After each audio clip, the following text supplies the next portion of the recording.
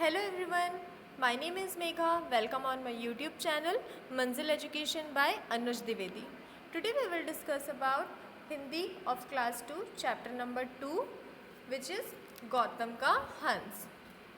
तो हम यहाँ पर चैप्टर स्टार्ट करते हैं। गर्मी का मौसम है, तेज धूप से बचने के लिए पक्षी घने वृक्षों की छाया में विश्राम कर रहे हैं। तो गर्मी का मौसम है, तेज़ धूप से बचने के लिए पक्षी घने वृक्षों की छाया में विश्राम कर रहे हैं।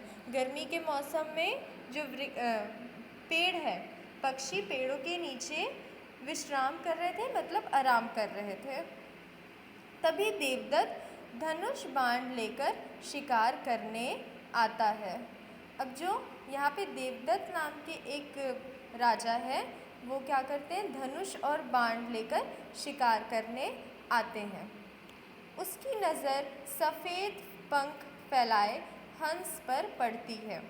तो जो पक्षी पेड़ के नीचे आराम कर रहे थे, उसमें से एक हंस था जो पेड़ के नीचे आराम कर रहा था।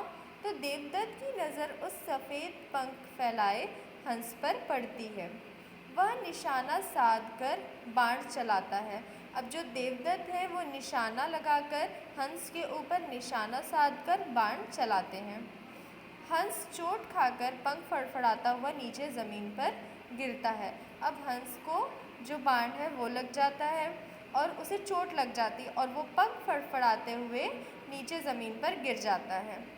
घायल हंस को ज़मीन पर पड़ा देखकर गौतम उसके शरीर में बिंधा हुआ तीर निकालता है।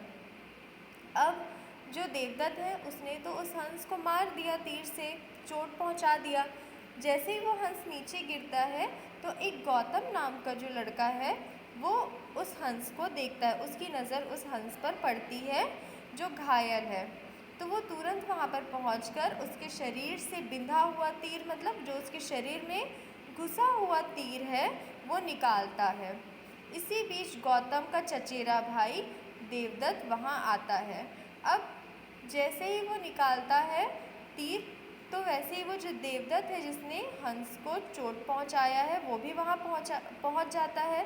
और वो कौन है? वो उसका चचेरा भाई है। अब देवदत्त कहता है, यह हंस मुझे दे दो, यह मेरा शिकार है, इसे मैंने मारा है।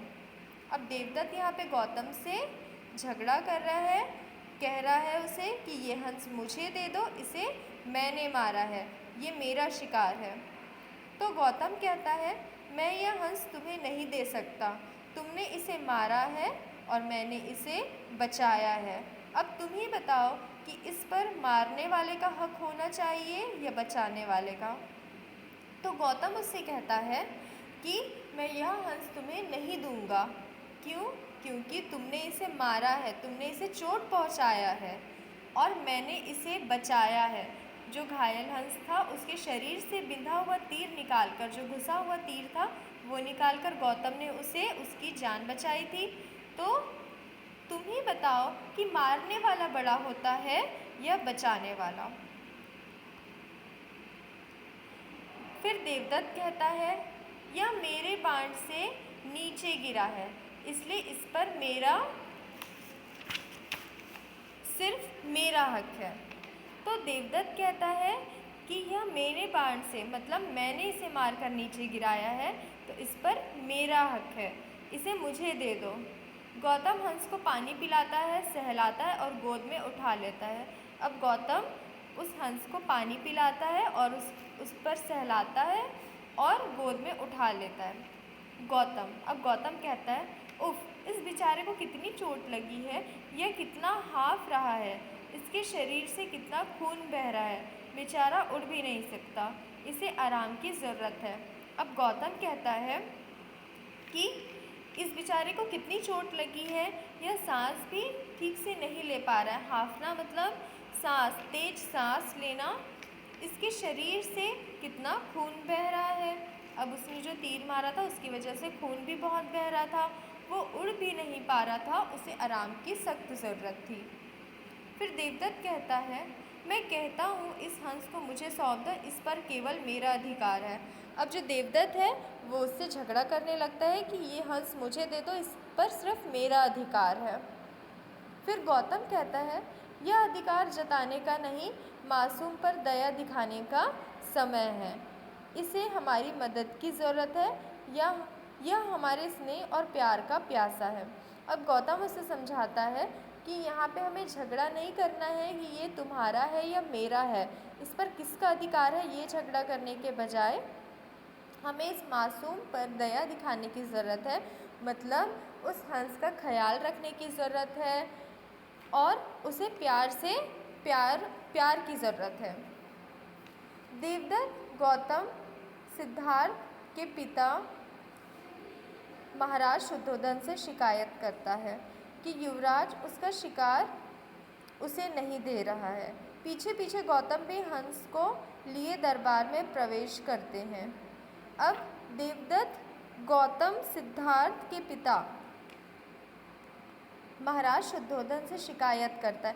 जो देवदत्त है अब वो क्या करते हैं, गौतम के जो पिता है मतलब शुद्धोधन, उससे शिकायत करते हैं कि युवराज उसका शिकार उसे नहीं दे रहा है। जो गौतम है वो गौतम देवदत्त के पिता जो कौन है, शुद्धोधन, उसके पिता के पास जाके गौतम शिकायत करता है कि यह मेरा शिकार मुझे नहीं दे रहा है। पीछे पीछे गौतम भी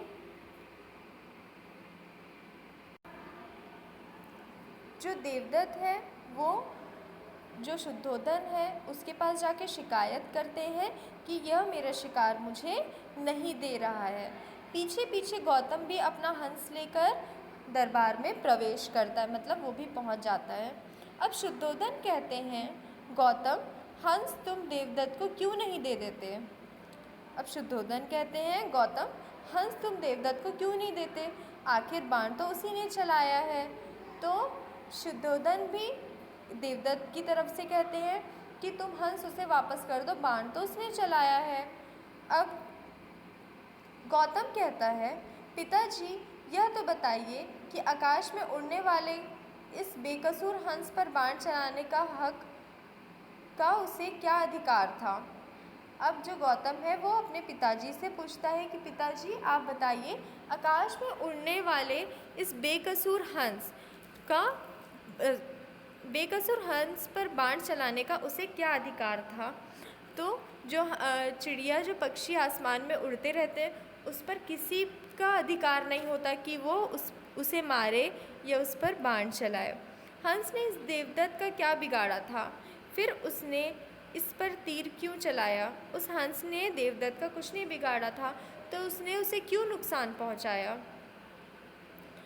क्यों उसने इसे घायल किया।